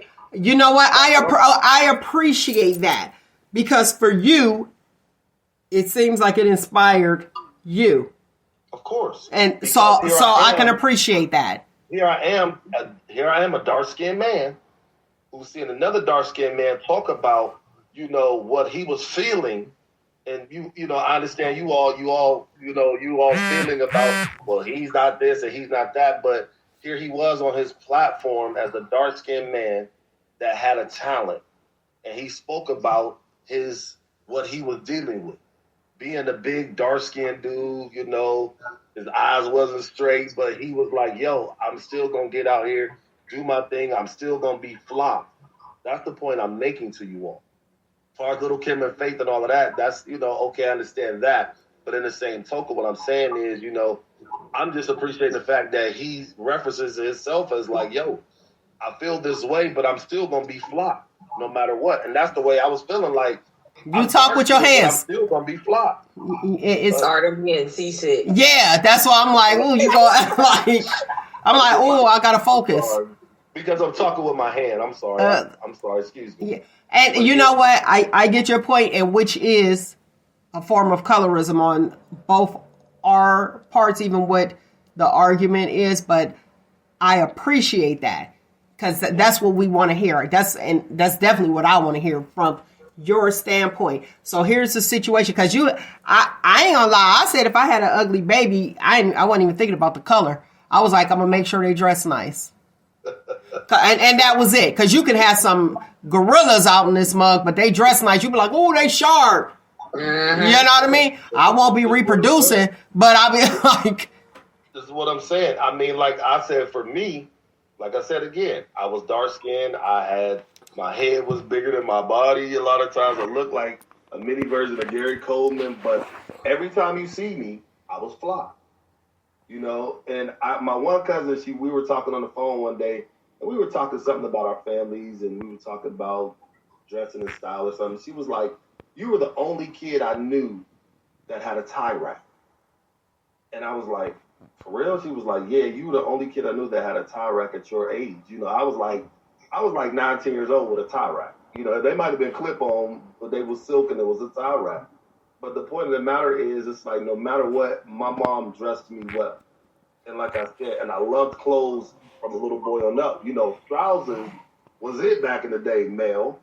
Oh, he went way back. Strausses! Let's let the people know. AmberDee, you know about Strausses? No. Nothing about that. You know about Strauss, the department store? Nothing about Strausses, man. You know what you know Kaufman's, now Macy's. Yeah. Okay. But before, it was Strausses, Kaufman's, then Macy's. Strausses was the Strausses. Let me give you the history. Let me give you the history. Strausses downtown Youngstown.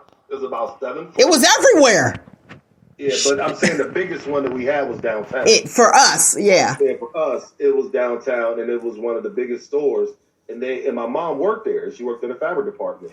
Oh, you had to hook up. That's why you had a tie rack. Yeah. So they had the most beautiful clothes there. You know what I mean? Yeah, they did. Strauss down. But that was okay. Let's stay to the topic here. Go ahead, AmberDee. What you got? I went there and my mom bought me the best clothes. I'm an only child, so I always had nice clothes on. So for me, it was like, no matter what, I always dressed fly.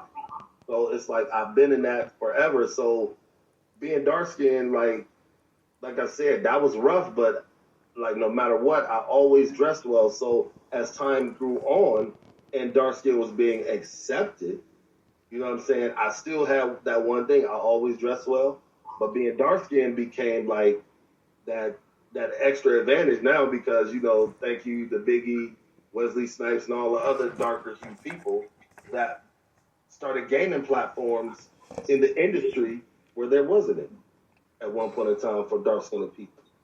Okay. Well, see, y'all winning now, you know, as adults, because, you know, they say dark skinned dudes is nasty after dark. Oh, I did. They go all in after dark. The light-skinned one be like, oh, wait, I don't know. Oh, I don't know. Yeah, I told you, dude broke my doggone rear view mirror. Like, can I look in the mirror? Like, we ain't going to be fighting over the mirror. Go ahead. What were you going to say, Amber? Well, I think it's good. I mean, as far as, like I had mentioned, representation matters, especially for, like, young children. But as far as, like, the line you were mentioning with Biggie, where he was like, okay, well, I'm dark skinned, I may be fat, my eyes aren't straight, but I got this nice watch, I got all this swag and stuff. There's still fundamentally a problem with that because you're placing your value on external items. So what if you're dark skinned but you don't have a nice watch? Okay, so now you have no value.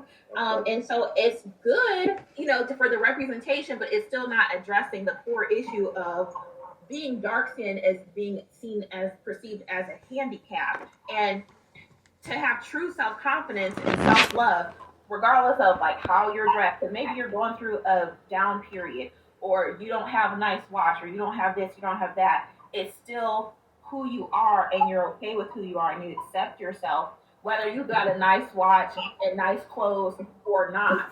Okay, I get. Now let me say something. Wait, I'm about to mute you. Let me mute you real quick. Art, hold on. I hear what you're saying, but we're not the counselor or the psychiatrist. What I'm happy that a rapper was able to inspire someone, not being, a psychologist or anything, or you come into the office.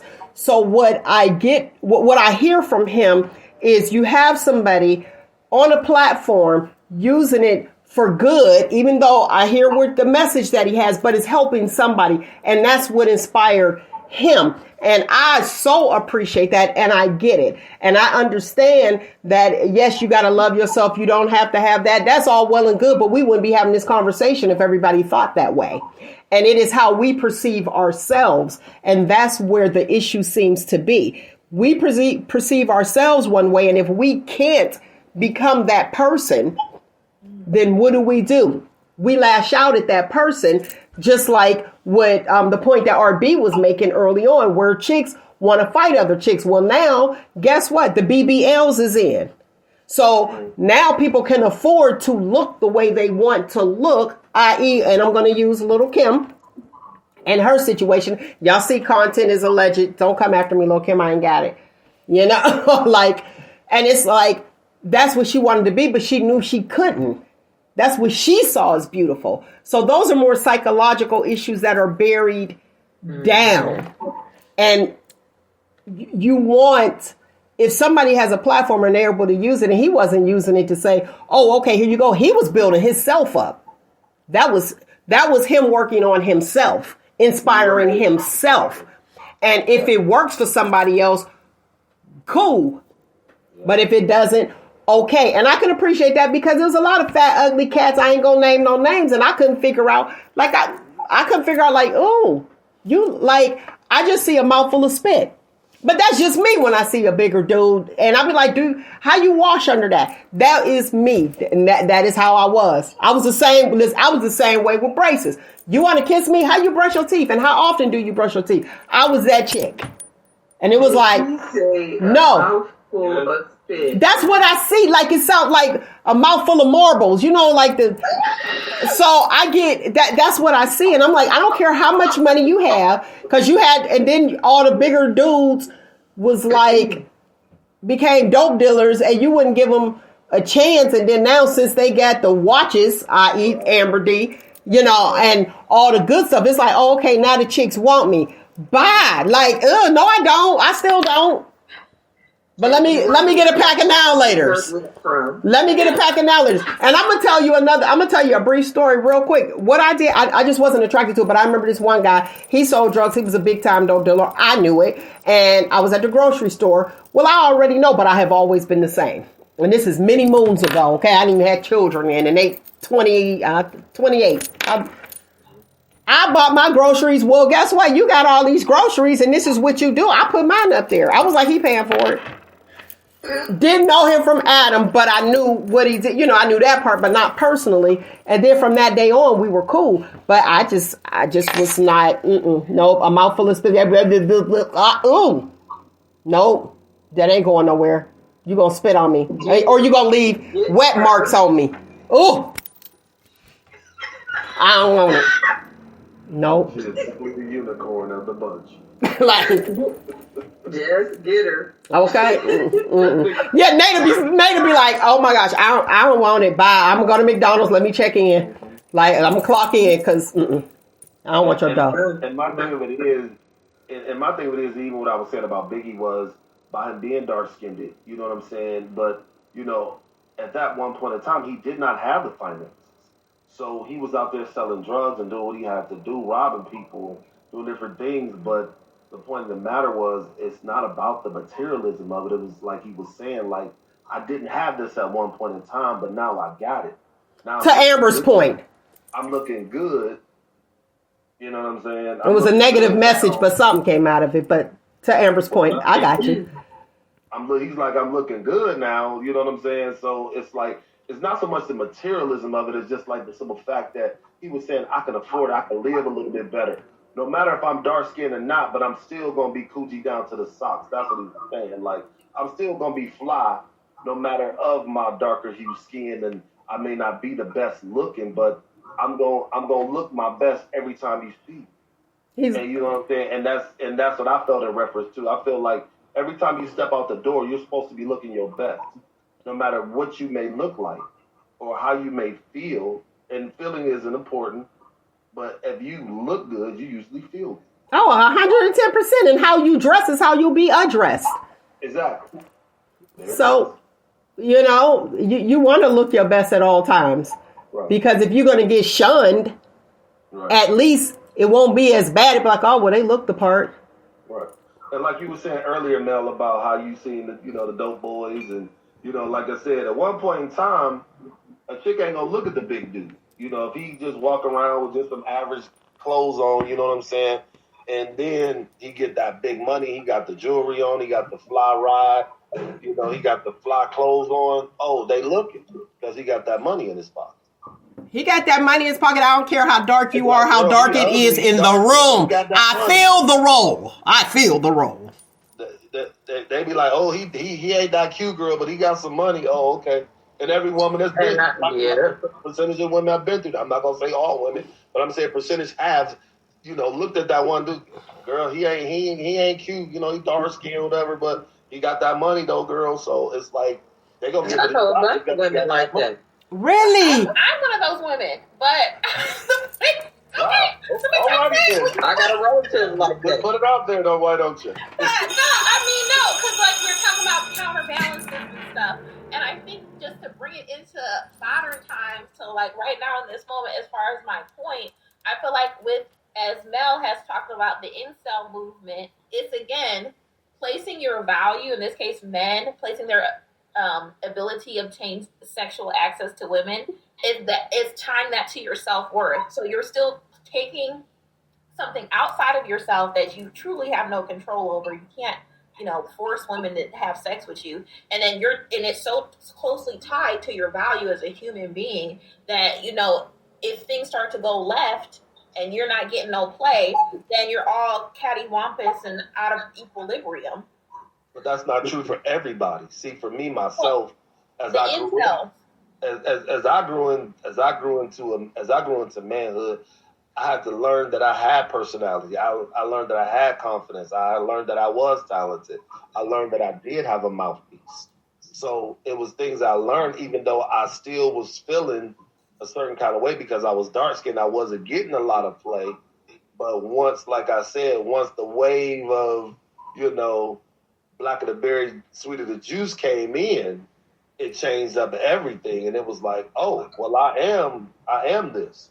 So it boosted my confidence to say, it's cool for me to be dark skinned, So it was people that inspired us out there, like I said, the Wesley Snipes, the Biggie Smalls, the India Aries, who else? The Alec Wex, who was one of the darkest hue models ever, Grace Jones. Oh, so Grace is bad. People out here that inspired us. You know what I mean? That I looked at as beautiful. I thought Grace Jones was the most beautiful woman in the world. And still is at 70 years old. Oh, she called. That's before your time, to your history. You know what I mean? So my thing of it is, when you do your history on a lot of dark-skinned people, you know what I'm saying? It was like they had to fight to get to where they are. Now tell me this. Since you said history, who did Grace Jones marry? She married... what? Who? White man. Exactly. And I think that's the same thing what I was saying with Biggie. So, like, yes, the representation is a component of the issue, but it's still an internalized issue. But do we really know why? No, we don't know why. That's why content is alleged.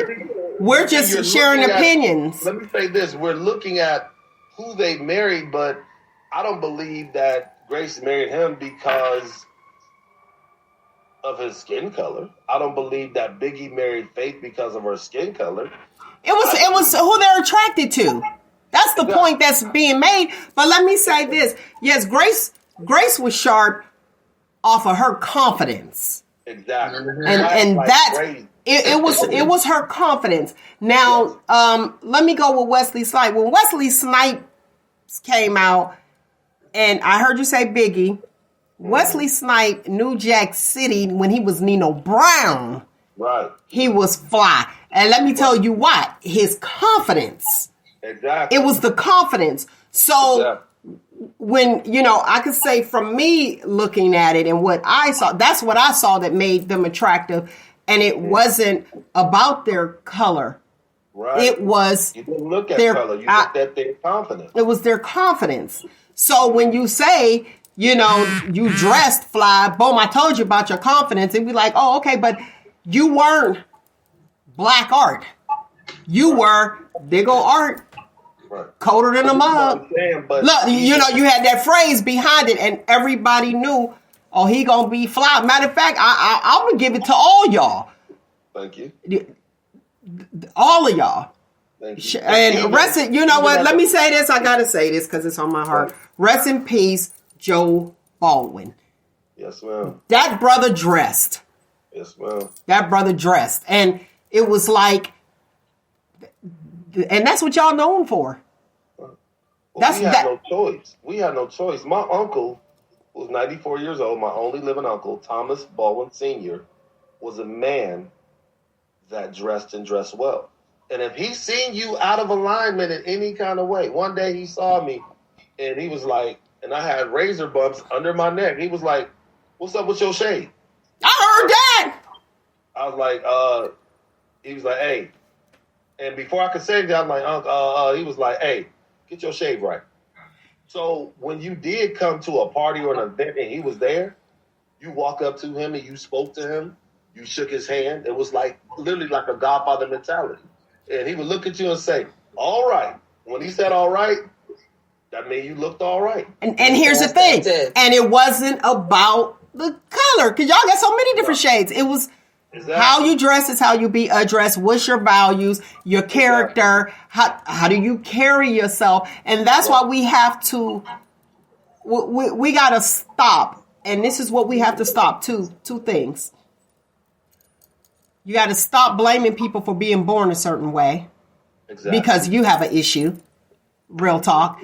You have to stop blaming people who don't even know, because I didn't know, because that wasn't my experience. So you can't blame people for not taking responsibility if that's not their experience. You have people, and I know we're talking colorism, but even like hating white people. Why do you hate? You mad at white people for what their ancestors did, and that's not their experience. Me personally, with this whole colorism, I can't apologize for something I didn't do. But you want me to apologize for Nyk and Amber because we're all the same complexion? So I'm trying to get that part of it. Go ahead, caller. You're live on Shop Talk. Nyk and Amber because we're all the same complexion. Hello. Can you hear me? Yeah. Can you turn your radio down? I got you. I'm watching you on the iPad, trying to make sure I'm on task here. I appreciate it. Everybody. Hi, Art. They said hi, Art. Okay, go ahead. Okay, I can't hear you. My point is just to kind of tie into what you just said in terms of like being angry with people and having issue with people solely for something that they cannot help. Me being a highly clear Black woman, I've had my own share and experiences with colorism, but on both sides. So I've experienced it myself. I've had to defend maybe another person that I was with who was on the brunt of that themselves. But I'm sorry, my baby's in the background. But it just kind of boils down to people have to deal with their own stuff, and you need to really peel back the layers and figure out Why? Because superficially, we know, right? We know that it's wrong. We know that, I mean, I've never met Amber, for example. I'm just using her as an example, or Nyk. I've never met either one of them a day in my life, right? Not personally, never had a conversation with them. But if I see them at the mall and I'm feeling some kind of way, based on the color of their skin tone, that's me. That's my stuff. Has nothing to do with them. That's my stuff. And then to kind of add to that, let's couple colorism with pretty privilege on top of it. So that's a real thing, very much so a real thing. And can you imagine the angst and the frustration and the level of conflict that also brings in certain situations? And then, to kind of tie back to your point too about, hold on, baby. To tie to your point about the dark skin versus, the dark skin guys with money. Mel, if you look like the Predator, it doesn't matter whether you're light, dark, brown. It ain't going down for me. So, I mean, I just feel like I think it's more so about what beauty and attraction, like kind of, I think Nyk said that. Beauty and attraction over light skin, dark skin, because we all have our moments. New Jack City came out, it was the light skin, but then you still had some when they saw Christopher Williams, but then you still had some who were like, nah, I'm with Nino. I'm a Nino girl. So it just, I don't know. I just feel like it's a matter of preference. And again, I just definitely feel like we have to really be honest, first and foremost, with ourselves and why we feel the way we feel regarding other people based on something that they cannot change, period. So that's my 2 cents. Okay, what's your 2 cents? I have to ask you a question. Being lightly melanated, have you ever found yourself using your cream for a clear status? Yeah, have you? Okay, I got you. Have you found yourself using it to your advantage? I won't say that I found myself using it to my advantage, but I certainly didn't reject the path that it gave me, if that makes sense. So, for example, job interviews, things like that, especially if you've got an interview panel of, all white, predominantly white, and then there's other people that are up against you. I've literally experienced this. They will, I was the one chosen for the position. And it didn't even have to be a person that was super dark or chocolate. It could have been a brown skin person, right? Beautiful brown skin, beautiful chocolate skin, it makes no difference. And now I can't solely say, okay, well, you were picked because you were clear and pasty. I can't say that. But I can tell you that that may have had some influence. It may have. I can't say it definitively that that's the case, but it may have. Okay, so you acknowledge that there is colorism. Oh, absolutely. Absolutely. No doubt about it. Okay, thank you, caller. I appreciate you calling in and giving your viewpoint. You bet. Okay. So I just talked about the experience. And I was saying how I have an experience, but then you had the caller that actually said, yeah, I see it and acknowledge it and knows that it exists and said, yeah, I'm sure it has some input. How do you guys feel about that? I mean, I know it happens. I know it happens. So it's like, okay. With you, like at the beginning of the show, how do we get past that? That's the thing. How do we get past it? Ever get past it? Now that's true. So you have AmberDee, who has dreads, and you got Nyk, who got the long ponytail. Who gets the job? And I'm just throwing out some antics. I think it depends on who's hiring. Who's in the position of power. Art said it. Ponytail. That's what I said. It's rooted in racism. It's the grandchild of racism. I like that. I like that, AmberDee, the grandchild of racism. True. And it's among ourselves. Who in the house? Oh, you in the house. You think you better than us out here in the field. But it's funny because when you think about racism and you think about, the slavery times, so this is what I think about. I think about the fact that how can people be racist when how can white people be racist, or how can we be colorism when, in history wise, unless we really have a really, really in-depth diary of our history to say that, okay, back in the day, the slave master was creeping down to the slave house. Mm-hmm. And here we go. Doing what he do. So it's like when I think of racism with people, I'm like, how do you know what your great-great-grandfather was doing back in slavery times unless you were there? Exactly. Go ahead. Okay, I want AmberDee to go, but here you have a photo of the caller, lightly melanated. Okay, you go ahead. You want to go to the comment? So Jessica Faison Golden of Facebook said, "My apologies for the noise." Okay, and this is to you, Art. What's that? Go ahead, AmberDee. Jessica Faison Golden of Facebook said, "Correct, Art."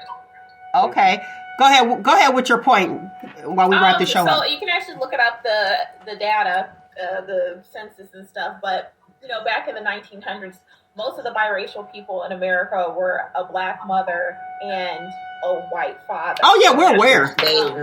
Race, exactly, and they were probably a lot of non-consensual conceptions. Mm-hmm. And then now it's a lot of biracial black, with black children have a black father with a white mother. So even just the actual data, or vice versa, reflects that. It reflects that that's what was happening, way back in the day. Mm-hmm. Yeah, Master was down there creeping hard because you know why? Because he walk around seeing all these beautiful black women. Of course, he gonna catch the fever for the flavor. Okay. And that was basically, even though my great grandmother was not a slave, but that's basically how my grandfather and his twin brother came about, because they were the only ones that were mixed. Because my great grandfather wrote my great grandmother, and that side of the family really don't have nothing to do with us. They don't want to have nothing to do with the Negroes. Mm-hmm. And getting back to what your sister was saying, Melody, about the fact of, it has nothing to do with them. It has to do with you. It is, and I think that was a great statement, because it is a personal thing. You know what I'm saying? Because colorism, I think, is personal. I don't think it's just intentional. I think it's a personal thing with people, of their preference of what they choose or what they don't choose, or how they treat people. And like I said, for me, I don't believe in colorism, because I feel like we're all in the same melting pot on this little green rock. And it's like, and it saddens my heart that it does exist. But why? Why does it exist? We're all human beings. That's all that should matter. I get you. I just got to speak to Nyk with her niece's situation. I want to go to this comment real quick. Amber, you want to read it? Sure. So Jessica Faison Golden of Facebook said, "Colorism and preference is a very fine line." Mm-hmm. And it truly is. Absolutely. It truly is. And it's racism within our race. That's colorism to me. Mm-hmm. And you think about it, it's like they, in Africa, our people were selling our people. Yeah, and our people had slaves, so it just wasn't the white man. I mean,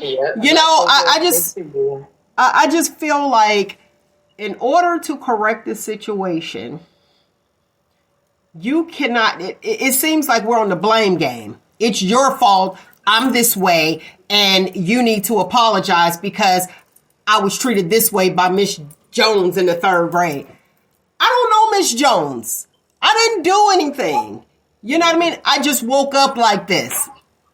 You know what I'm saying? And it's like, what's the problem? Now, Art shared his views, and no one should treat you any type of way. And it needs to start when they are young, not, negating issues when people are older. But when you start when they're young, we have to train our own children at home. We have to teach them at home. You can't just send them to school and say, hey, learn in school. I have been, for me to have been out and experienced so many different things, I have been sheltered.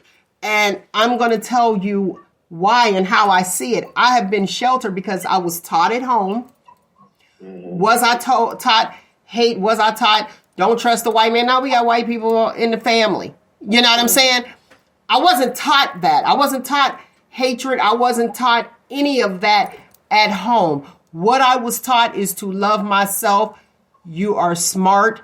If there was something, I was introduced to things at home. I was introduced to a whole lot. And it was like a lot of my peers weren't. I had a conversation, and I know we over time, but I got to share this real quick. I had a conversation with a friend of mine yesterday morning, and she was saying that she didn't know about voting. They didn't teach that in her school, predominantly black school.